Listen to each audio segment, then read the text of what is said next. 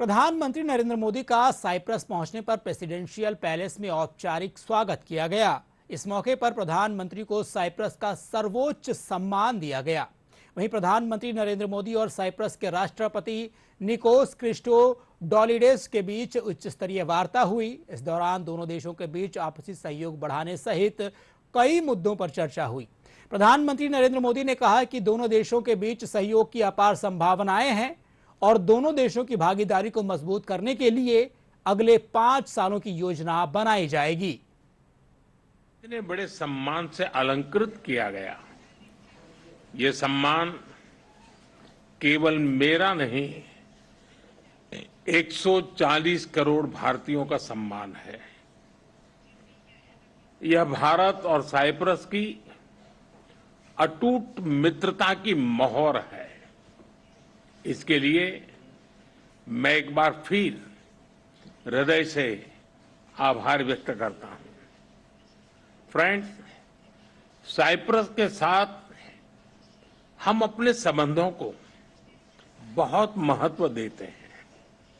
लोकतंत्र और rule of law जैसे मूल्यों में साझा विश्वास हमारी साझेदारी के मजबूत आधार है।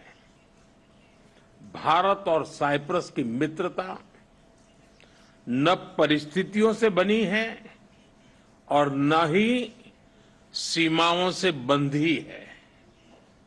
ये समय की कसौटी पर बार बार परखी गई है और समय के हर दौर में हमने सहयोग, सम्मान और समर्थन, इस भावनाओं को जीवंत रखा है। हम एक दूसरे की संप्रभुता और क्षेत्रीय अखंडता का सम्मान करते हैं।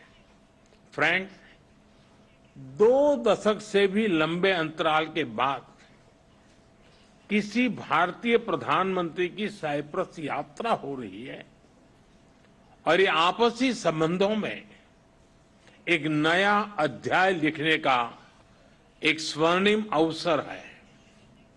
आज राष्ट्रपति जी और मैंने द्विपक्षीय संबंधों के सभी पहलुओं पर व्यापक चर्चा की।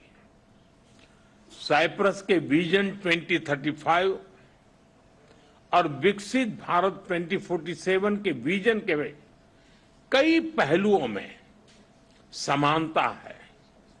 इसलिए हम साथ मिलकर भविष्य को आकार देंगे। अपनी साझेदारी को स्ट्रैटेजिक दिशा देने के लिए हम अगले 5 वर्षों के लिए एक ठोस रोडमैप बनाएंगे।